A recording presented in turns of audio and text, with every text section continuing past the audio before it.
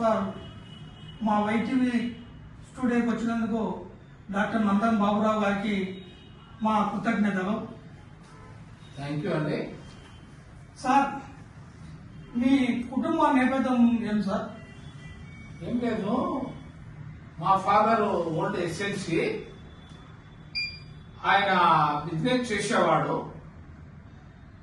మేము మా ఫాదర్ కు 5 మంది సంతానం, నేను చివరివాడిని. మేము నంద్యాలలో గత 50 సంవత్సరాల నుంచి డాక్టర్ గా మెడికల్ ఫీల్డ్ మా బ్రదర్ టెక్క ప్రాంతంలో నివసించడం జరిగింది. సార్ మీ విద్యాభ్యాసం అంతా ఎక్కడ జరిగింది సార్? మా విద్యాభ్యాసము కడప జిల్లాలో జరిగింది, నంద్యాల జిల్లాలో కూడా మా విద్యాభ్యాసము జరిగింది. అనంతపురం జిల్లాలో post graduation, master of law చేసిందాం. డాక్టరేట్ గా వెస్ట్ బెంగాల్లో కలకత్తాలో Christian minority alternate medicine, bachelor of medicine, bachelor of surgery doctor course చేయడం కూడా జరిగింది. అక్కడ మీరు డాక్టర్ గా ప్రజలకు వైద్యం అందిస్తూ మీరు ఈ మధ్య మీరు ఆ వృత్తిని మానుకున్నారని విన్నాను సార్. ఇది వాస్తవమే. నాకు 2 సంతానం అండి. నేను యాక్చువల్ గా తెక్క ప్రాంతంలో ఒక 15 సంవత్సరాలు డాక్టర్ గా Indian board of alternative medicine అలోపతిలో కూడా ఇక్కడ తెక్క ప్రాంతంలో నంద్యాల ప్రజలకు అందరికీ డాక్టర్ గా ప్రాక్టీస్ చేయడం జరిగింది. ఇది వాస్తవమే. కాకపోతే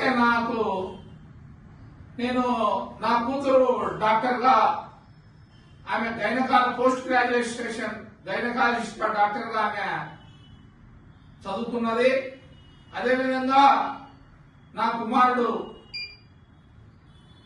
బ్యాచిలర్ ఆఫ్ సివిల్ ఇంజనీర్ గా ఆయన జేఎన్టీయూ యూనివర్సిటీలో గ్రాడ్యుయేషన్ పూర్తి అయింది. మున్సిపల్ టౌన్ ప్లానింగ్ ఇంజనీర్ గా కొంతకాలం వర్క్ చేయడం జరిగింది. ఆ నేపథ్యంలో మా మిస్సెస్ కూడా ఆమె గ్రాడ్యుయేషన్ మాస్టర్ ఆఫ్ సైన్స్ లో గ్రాడ్యుయేషన్ పొంది ఆమె టీచర్ ట్రైనింగ్ చేయడం జరిగింది. ఆ నేపథ్యంలో నేను నా కుమార్తెను ఎవరైనా లా వృత్తి చేయాలనేటువంటి ఉద్దేశంతో వారిని అడగడం జరిగింది. వారు ముందు రాకపోవడంతో నేను లా చేయాలనేటువంటిది, కుటుంబంలో ఒకరు డాక్టర్ గా, ఒకరు లాయర్ గా, ఒకరు ఇంజనీర్ గా, ఒకరు టీచర్ గా ఉండాలనేది నా యొక్క అంబిషన్, నా కోరిక. ఆ కారణంతోనే నేను లా చేయడం కూడా జరిగింది. నేను LLB చేశాను.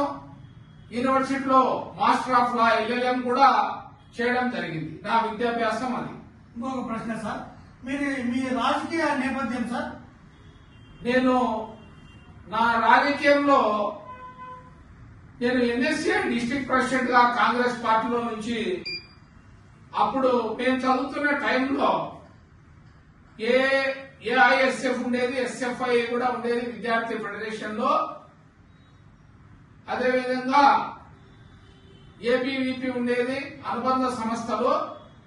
అదేవిధంగా NSCI ఉండేది.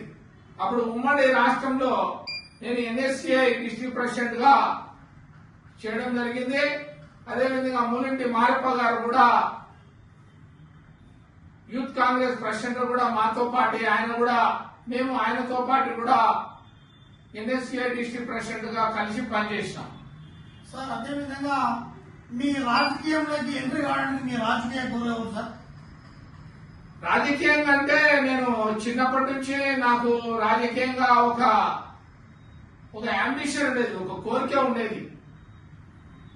ఆ కాలంలో నీలం సంజీవ్ రెడ్డి గారు అయితేనేమి, కోట్ల విజయభాస్కర్ రెడ్డి గారు అయితేనేమి, NT రామారావు గారు అయితేనేమి, వీరు ప్రజల్లో ఉన్నటువంటి ఆదరణ, ప్రజల్లో నుంచి వస్తున్నటువంటి ప్రేమ అభిమానాలకు మేము ఆకర్షితులమైన మా చిన్న వయసులోనే. అలా కూడా నేను రాజకీయాలకు ఆకర్షితుని విద్యార్థి దశ నుండే నేను రాజకీయాల్లోకి రావడం జరిగింది. ఆ కాలంలోనే NSCIలో పనిచేయడం జరిగింది. అప్పటి నుంచి నేను రాజకీయాల్లో కొనసాగుతున్నాను ఇప్పటి వరకు. ఆ టైంలో నేను పిసిసిలో పనిచేశాను, ఎస్సీసీఎల్ జిల్లా చైర్మన్ గా పనిచేశాను, రాష్ట్ర కార్యదర్శిగా పనిచేశాను, పిసిసి కోఆర్డినేటర్ గా కూడా నేను పనిచేశాను. అదేవిధంగా మన ప్రియతమ ముఖ్యమంత్రి నారా చంద్రబాబు నాయుడు గారి ఆశీస్సులతో మరియు ఎన్ఎండి ఫరూక్ గారి ఆశీస్సులతో, సోమిశెట్టి వెంకటేశ్వర గారి ఆశీస్సులతో, కె కృష్ణమూర్తి గారి ఆశీస్సులతో కర్నూలు జిల్లా Telugu Desam party legal cell president గా కూడా పనిచేయడం జరిగింది. ఇంకో ప్రశ్న మిమ్మల్ని సూటిగా అడుగుతున్నాను. మీరు 2019 ఎలక్షన్ లో మీకు శిల్ప కుటుంబంతో నీకు అత్యున్నత సంబంధాలు ఉన్నాయి.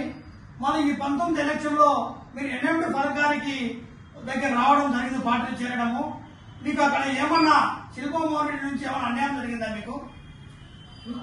అట్లా ఏం కాదండి. వాస్తవికంగా ఏమంటే రాజకీయ మార్పులు,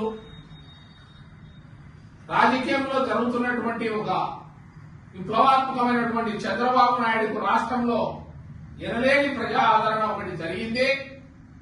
ఆ ప్రజాదరణకు అనుగుణంగా ఇప్పుడు మనం అనుకోవాల్సింది ఏంటంటే, మన ఎన్ఎండి ఫరూక్ సార్ గారు ఆయన మున్సిపల్ శాఖ మంత్రి గారిగా ఉన్నప్పటి నుండి 2001 నుంచి కూడా నేను కొండాపురం మండల ప్రాదేశిక మెంబర్గా పోటీ చేయడం కూడా జరిగింది. 23 సంవత్సరాల నుంచి కూడా మన ఎన్ఎండి ఫరూక్ సార్ గారితో మాకు సన్నిహిత సంబంధాలు ఉన్నాయి. ఆయన యొక్క 40 ఏళ్ల చరిత్రలో ఒక ఎలాంటి ఫ్యాక్చరీయాన్ని ఎంకరేజ్ చేయడం గాని, ఎలాంటి అవినీతి ఆరోపణలకు గాని